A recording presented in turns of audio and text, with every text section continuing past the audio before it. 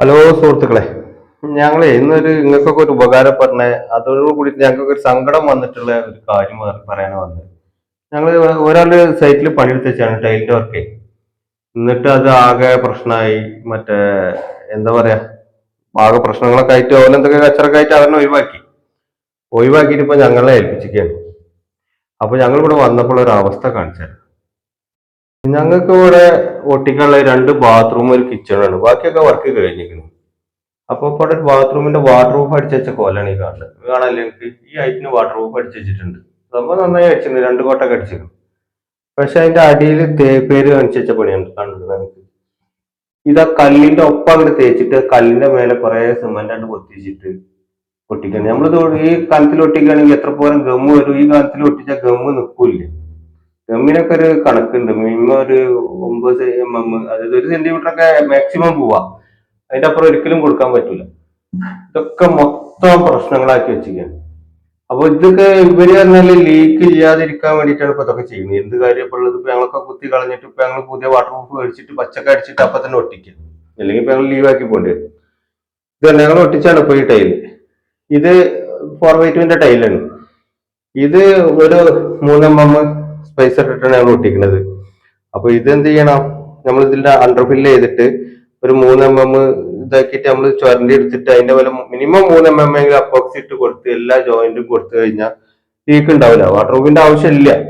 പക്ഷെ ഇത് ചെയ്യണത് ഇത്രയും പൈസ ചെലവാക്കിയിട്ട് എത്ര പോലെ പൈസ ആയിട്ടുണ്ടാവും. ഇപ്പൊ ഇവിടെ തേപ്പിന്റെ ഒരു അവസ്ഥ കാണിച്ചിട്ട് ഷെഫിക്ക കൊറന്ന് വെച്ചാൽ ആ ഒരു വിരലം തൊട്ടൊക്കെ ഒരു വിരലം അങ്ങോട്ട് പോണ രീതിയിലാണ് ഇപ്പൊ ഇത് തേച്ച് വെച്ചത്. അപ്പൊ ഇതിലൊന്നും ഒരു കാര്യമില്ല. അപ്പൊ നമ്മൾ പൈസ ചെലവാക്കേണ്ട ഒരു ചെലവാക്കല്ലേ. നമ്മളെ വീട്ടിലൊക്കെ കുറച്ചെങ്കിലും ടൈൽ ഒട്ടിക്കുമല്ലേ നമ്മള്. അപ്പൊ നിങ്ങളൊക്കെ ഒന്ന് ചെയ്യുന്നുണ്ടെങ്കിലും ശ്രദ്ധിച്ചോളുണ്ട്. ഇവിടുത്തെ തേപ്പിന്റെ ഒക്കെ ഒരു അവസ്ഥ വെച്ചാൽ നമുക്ക് ഇതിൻ്റെ ഉള്ളിൽ വാട്ടർ പ്രൂഫ് കുത്തിച്ച് പോയിട്ട് എന്ത് കാര്യമല്ലോ. നിങ്ങൾക്ക് ഇവിടെ കച്ചറ ആവാനുള്ള ഒരു വിഷയം കാണിച്ചു തരാം. എന്തുകൊണ്ടാണ് വരുന്ന ഒഴിവാക്കിയത് നമ്മളെ ഷെഫിക്ക് ഇവിടെ കണ്ടില്ലേ. അപ്പൊ ഞാൻ കാണിച്ചു തരാം. ഇത് മുന്നേ ആരോ ടൈൽ ഒട്ടിച്ച് പോയതാണ് ഇവിടെ. ഞങ്ങൾ അവരുടെ കുറ്റം പറഞ്ഞില്ല. പക്ഷെ നമ്മളൊരു 10 റുപ്യ വാങ്ങുകയാണെങ്കിൽ അതിനൊരു ഇത് വേണ്ട. ഷെഫിക്ക പൊള്ളപ്പൊന്ന് കാണിച്ചു കൊടുക്കാം. ഇതാണ്ട ഒന്ന് മേടിക്കാം. ഇതാണ് അവസ്ഥ. പിന്നെ ഇതാ ഇവിടെ ഈ ജോയിന്റ് ഇതിന്റെ ഇവിടെ സെന്റർ കണ്ടില്ലേ. അങ്ങനെ ഇത് നോക്കുകയാണെങ്കിൽ ഇത് ഒട്ടുമിക്ക ടൈലുകളും അങ്ങനെ തന്നെയാണ്. നമ്മളിപ്പോ വന്നപ്പോ നമുക്ക് പാകെ ഇപ്പൊ ഈ ഒരു കിച്ചണും ആ കിച്ചൺ സ്ലാബും ആ ഒരു ബാത്റൂമും 2 ബാത്റൂമാണ് ചെയ്യാറുള്ളത്.